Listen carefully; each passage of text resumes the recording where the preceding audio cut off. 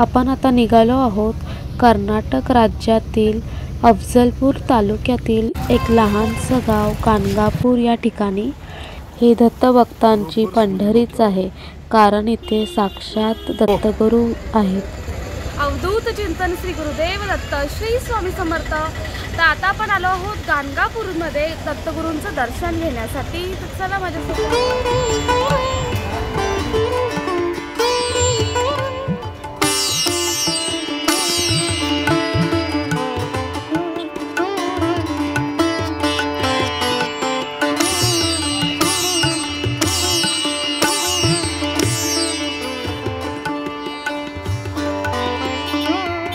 दत्तगुरूंचं एक अत्यंत जागृत स्थान म्हणून गाणगापूरची ओळख आहे। अनेक भक्तांचे व्याधी इथं निरसन झालेले आहेत, भूतबाधेचं निरसन झालेलं आहे। प्रत्यक्ष दत्तगुरू या ठिकाणी विराजमान आहेत। गाणगापूरचे महत्त्व गुरुचरित्रात आढळते। गुरु दत्तात्रयांचे दुसरे अवतार नरसिंह सरस्वती स्वामी महाराजांनी या ठिकाणी तब्बल 23 वर्ष वास्तव्य केलेले आहे। या संपूर्ण क्षेत्रामध्ये भीमा अमरचा संगम, निर्गुण पादुका मठ, भस्म डोंगर, संगमेश्वर मंदिर, औदुंबर वृक्ष ही स्थळे आहेत।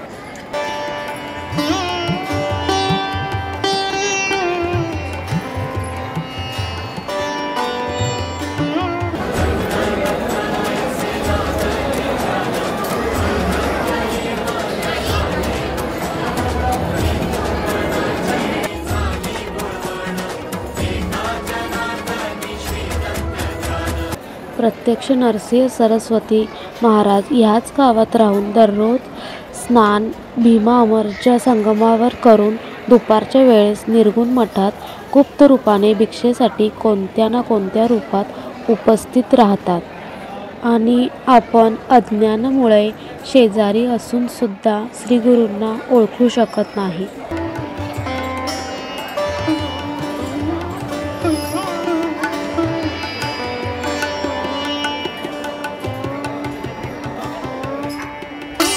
श्री गुरुदेव दत्त। गुरुदेवांनी गाणगापूरातून निघताना आपल्या पादुका शिष्यांकडे दिल्या व सांगितले, या निर्गुण पादुका आहेत, परंतु निर्गुण असलेल्या पादुकांमध्ये माझा सगुण रूपाने वास राहील। येथे येणाऱ्या भक्तांची सर्व मनोकामना पूर्ण होते, असा आशीर्वाद दिला। श्री गुरुदेव दत्त।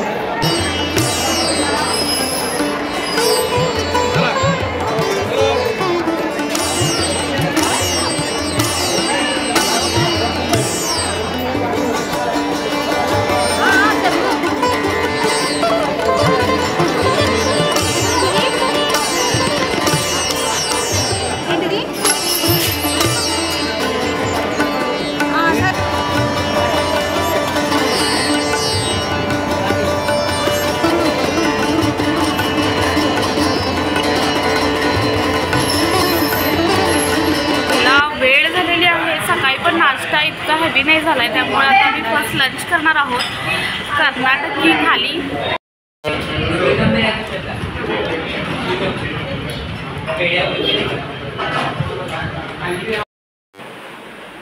श्री स्वामी समर्थ। तर आज मी गाणगापूरचं दर्शन घेतलं, तुम्हालाही दर्शन घडवलं।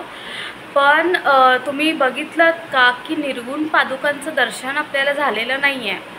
तर झालं असं, आम्ही दर्शन घेऊन निघालो होतो ऑलमोस्ट, आणि बसस्टँडवर गेल्यानंतर आम्हाला कोणतीही आमच्या रूटमधली कोल्हापूर, सांगली, मिरज कोणतीच सोलापूरची बस मिळाली नाही। आणि सगळ्या बसेस वेगवेगळ्या ठिकाणाच्या होत्या आणि ॲट लास्ट आम्हाला राहावंच लागलं। तर एक गोष्ट मला सांगावीशी वाटते की आम्ही दर्शन घेऊन जेव्हा मंदिरातून निघत होतो तेव्हा असं वाटत होतं मला की काहीतरी राहून गेलं आहे आणि काहीतरी कमी झालं आहे, असं काही कळतच नव्हतं मला। पण दत्तगुरूंचीच ही इच्छा होती की आम्ही राहावं आणि त्यांच्या निर्गुण पादुकांचं दर्शन घेऊनच मग निघावं। आणि अगदी तसंच झालं, बस नसल्यामुळे आम्हाला राहावं लागणार आहे। त्यामुळं आता आम्ही मंदिराच्या समोरच बरोबर एक रूम बुक केली आहे आणि आता आम्ही इथे राहणार आहोत आज, आणि उद्या आपण दर्शन घेणार आहोत निर्गुण पादुकांचं. तर आता संध्याकाळचे 6:45 वाजले आहेत आणि आता आम्ही फ्रेश वगैरे झालो आहे आणि आता आपण जाऊयात दत्तगुरूंच्या आरतीसाठी. चला.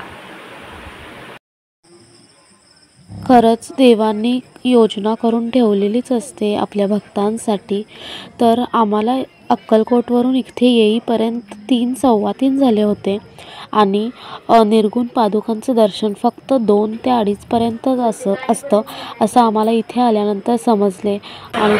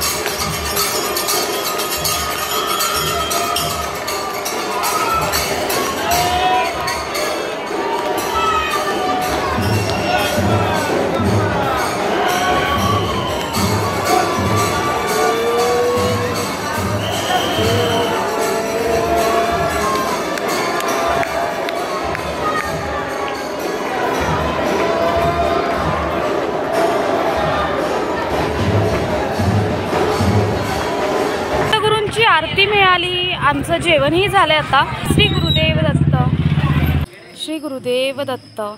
तर सकाळचे 6 वाजले आहेत आणि आता आपण चाललो आहोत दत्तगुरूंचं दर्शन घेण्यासाठी. तर चला माझ्यासोबत. निर्गुण पादुकांचं दर्शन आपल्याला काल राहिलं होतं आणि ते आता आपण घेणार आहोत.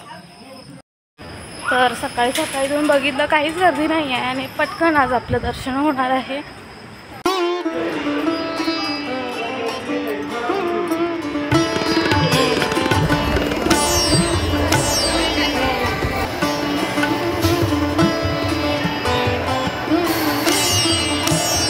दर्शन सगुण असले तरी कार्य करणारी परमेश्वरी शक्ती ही निर्गुण निराकार आहे. म्हणून या पादुकांना निर्गुण पादुका म्हटलं जातं. खूपच सुंदर आणि छान असं निर्गुण पादुकांचं आमचं दर्शन झालेलं आहे.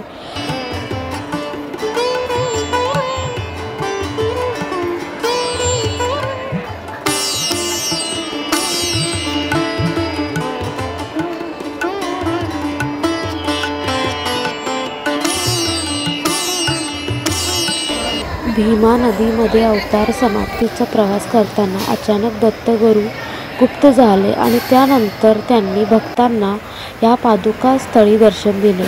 या पादुकांना अष्टगंध व केशर यांचे लेपन करतात. कुठलाही पाणी स्पर्श केला जात नाही.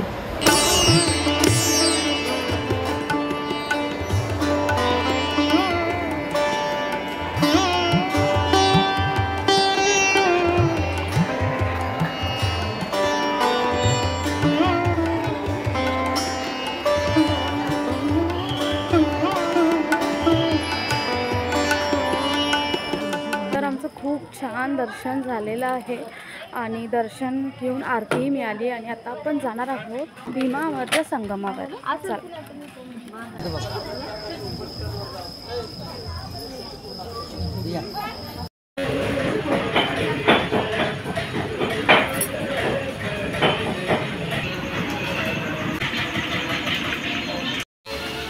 तर इथं पोहे खाण्याची वेगळीच पद्धत आपण बघू शकतो। इथं आपल्याला सांबार दिलेला आहे आणि ह्याच्यासोबत आपल्याला पोहे खायचे आहेत।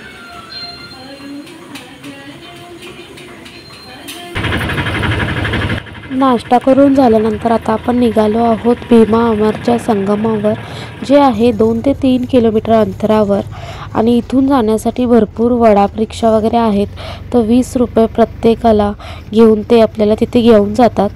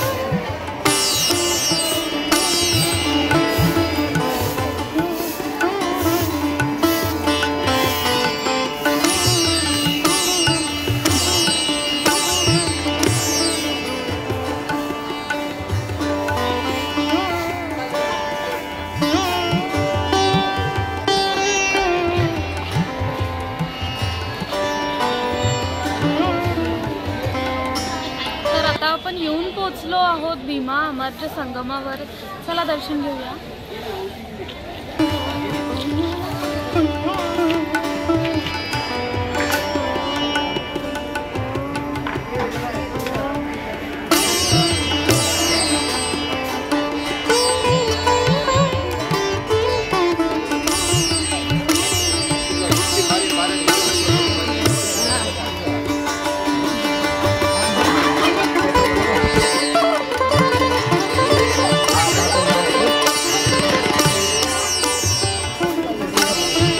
तर कित्येक दिवसांनी इथे येण्याचं स्वप्न माझं आज पूर्ण झालेलं आहे। कित्येक वर्षापासून इथे येण्याची माझी ओढ होती, ती आज पूर्ण झाली। तर भीमा आणि अमरच्या अशा 2 नद्यांचं संगम या ठिकाणी होतं, म्हणून या संगमाला भीमा अमरच्या संगम म्हटलं जातं। दत्तगुरू या ठिकाणी नित्य स्नान करत या संगमाभोवतीच अष्टतीर्थांचा अधिवासही आहे। या संगमात स्नान केल्याने दिव्य अनुभव येतोच, हे मात्र निश्चित। तर इथे आता आपण छान वाती प्रज्वलित करून संगमावर नदीला अर्पण करणार आहोत। श्री गुरुदेव दत्त। या ठिकाणाला फार महत्त्व आहे आणि अगदी पौर्णिमेचं संगम स्नान खूप विशेष मानलं जातं। या दिवसाचे संगम स्नान खूपच विशेष फलदायी ठरतात। भीमा अमरच्या संगमी आले, गाणगापुरी गुरु तुम्हीच ना। श्री गुरुदेव दत्त। आता आपण औदुंबर वृक्षाचं दर्शन घ्यायला निघालो आहोत। गुरुचरित्रातील 40व्या अध्यायात वर्णन केलेल्या औदुंबराचेही इथे दर्शन घडते। कोटीच्या कोटी भक्तांचे श्रद्धास्थान असलेले हे दत्तगुरूंचे गाणगापूर खूपच प्रसिद्ध असे ठिकाण आहे। तर ह्या ठिकाणी प्रत्यक्ष दत्तगुरू ध्यानाला बसत ह्याच औदुंबर वृक्षाखाली। तर इथे आपण पाहू शकतो आज भरपूर सारी बसण्याची व्यवस्था केलेली आहे आणि आपणही इथे बसून वेगवेगळ्या पोथींचे पारायण करू शकतो। स्वतः नरसिंह सरस्वती महाराजांनी त्यावेळी सांगितलं होतं की स्वतः ते गुप्त रूपाने या ठिकाणी राहून त्यांच्या भक्तांना आशीर्वाद देऊन त्यांचे जीवन सुखमय करणार। निराकार गुरु गुरु रे निर्गुण गुरु सृष्टिकार गुरु विश्वंभर गुरु बिन नोहे साधु मुनि जन गुरु बिन साहू कैसे जीवन गुरु बिन नाही नर नारायण गुरु चरिताचे कर पारायण। अवधूत चिंतन श्री गुरुदेव दत्त। श्री स्वामी समर्थ महाराज की जय। औदुंबर वृक्षाचं दर्शन घेऊन आता आपण आलो आहोत संगमेश्वर महादेवाचं दर्शन घेण्यासाठी। तर इथं हे महादेवाचं मंदिर आहे संगमेश्वर। समोरच मारुती राया आहे, मोठी घंटा आहे।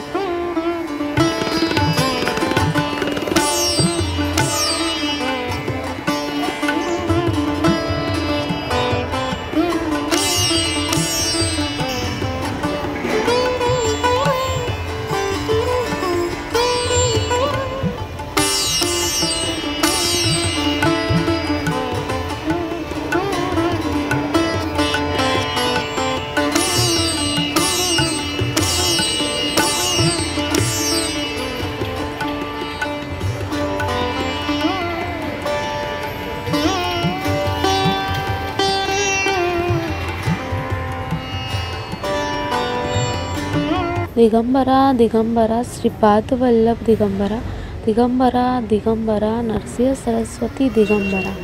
श्री गुरुदेव दत्त. या ठिकाणी जप तप अन्नदान जे काही दान तुम्ही द्याल त्याचं खरंच विशेष फळ आपल्याला मिळतं.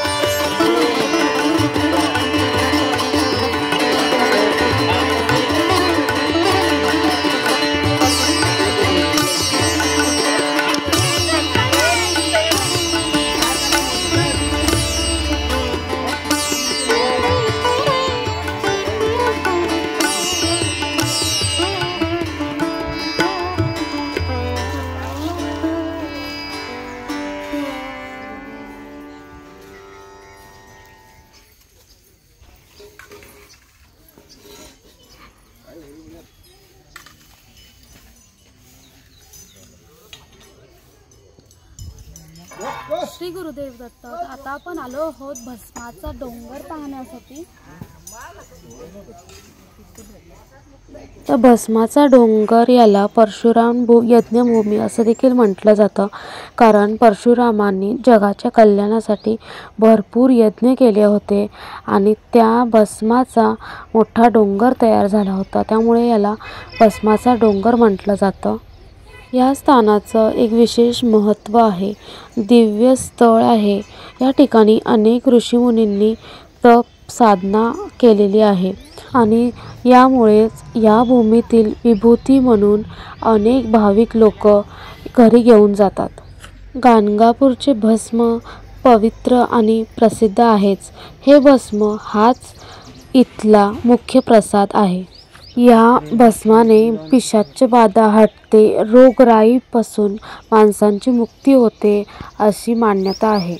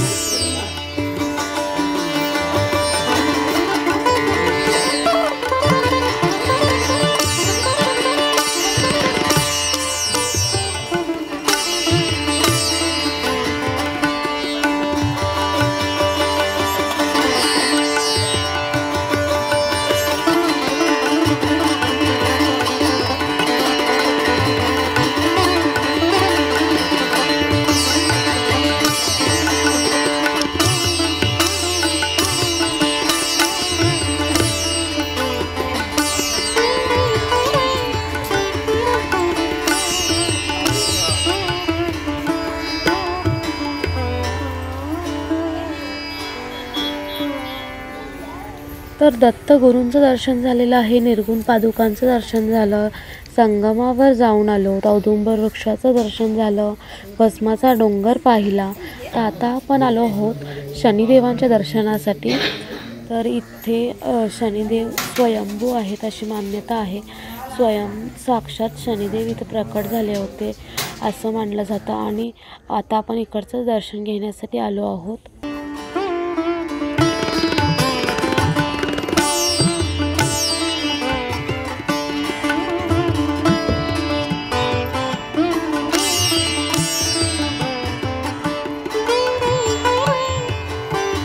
तर इथले दैवत आहेत शनिदेव. त्यांचं इथं स्वयंभू मंदिर आहे. स्वयंभू शनी महाराज इथं प्रकट झाले होते, तर त्याचं दर्शन आता आपण छान घेतलेलं आहे. जय शनिदेव.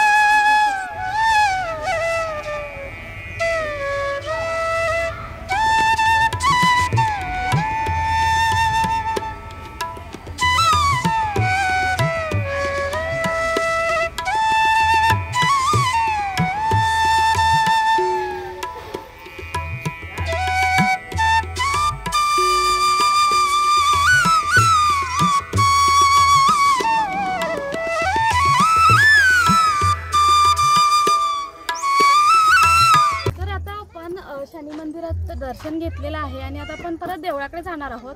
तर आपण टांग्यामध्ये बसून जाणार आहोत. तर हा आहे आमचा घोडा. तर आता मी हे टांग्यामध्ये बसलेलो आहे आणि आपला घोडा टर्न घेतोय.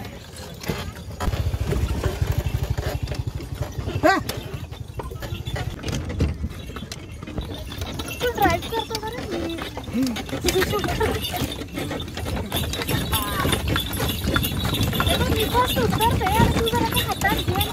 तर खूप छान राईड झाली आमची घोडीसोबत. ही घोडी आहे आम्हाला समजलं. तिचं नाव सोनी आहे ना.